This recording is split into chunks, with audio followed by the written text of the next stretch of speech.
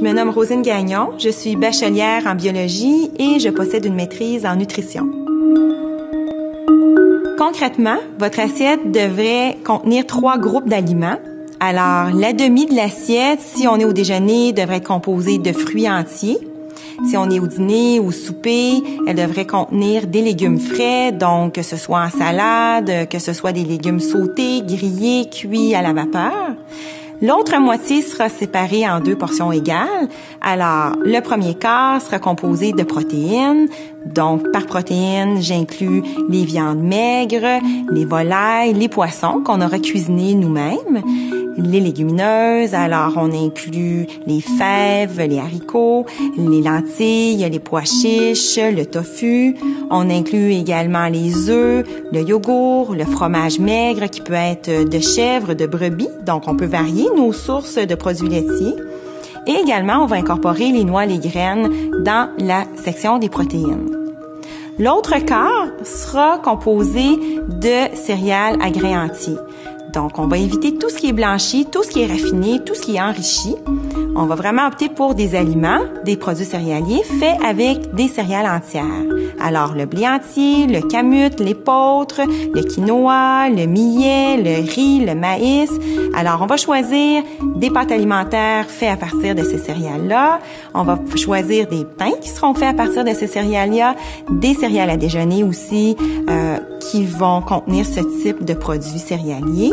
Et également, si on cuisine des muffins, si on cuisine des biscuits, des galettes, des gâteaux, on va opter pour ce type de farine dans notre cuisson.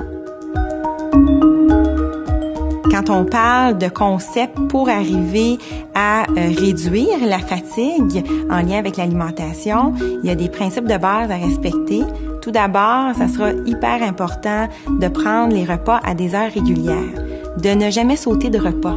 Parce que si on saute un repas, on crée un stress au sein de notre corps. Notre corps se sent privé au point de vue énergétique. Et s'il est privé au point de vue énergétique, il va vouloir mettre en circulation des sources d'énergie qu'il aura stockées. Donc, on défait des réserves d'énergie et c'est demandant au point de vue énergétique. Donc, c'est épuisant pour le corps. Donc, si on est plus fatigué, notre douleur deviendra de plus en plus présente. Alors donc, on évite de sauter des repas et également, on va éviter aussi de prendre de trop grosses portions. Parce que si on prend des repas trop copieux, on va exiger une énergie excédentaire pour le processus de digestion.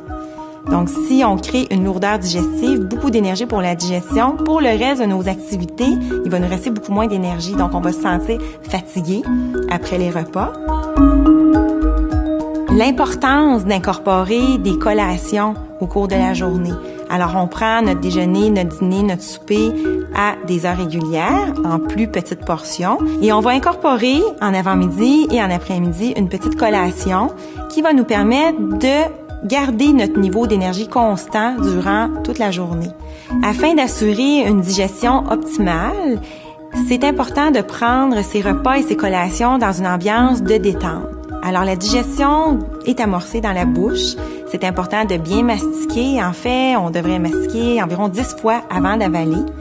Si le processus digestif se réalise de manière efficace, à ce moment-là, c'est clair que la digestion sera beaucoup plus facile.